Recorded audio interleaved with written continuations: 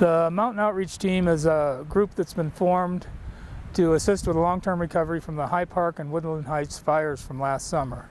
So we just assist the survivors and really the community at large with whatever their needs might be.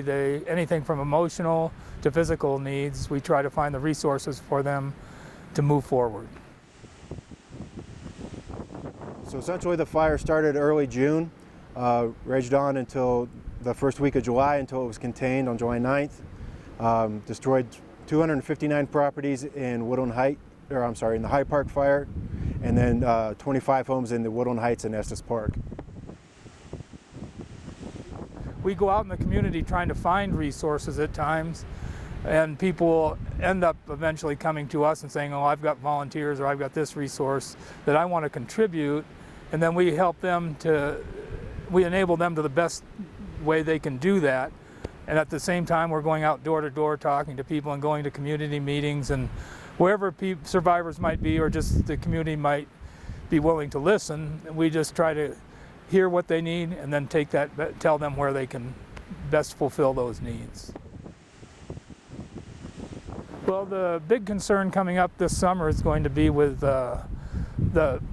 there's a very high potential for flooding with the summer rains that we get here that are so intense in the canyons, and the runoff they figure will be 3 to 10 times more than it usually is.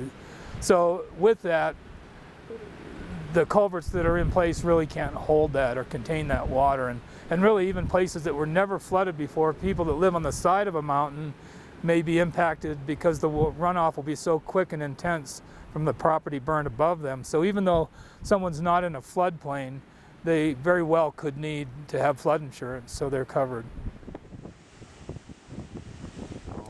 We work with the residents of the survivors who've lost homes, who've lost property, who've lost means of business, agriculture. We also work with the community at large, whether that be with the county, the different HOAs in the area, the road associations, the churches, the schools.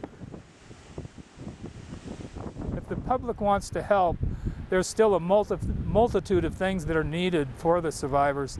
Some of the survivors were not insured at all. I think 70% were underinsured or not insured at all. And of those, I think 40 or 45%, I can't remember the exact number, but they were underinsured at least $75,000 or more.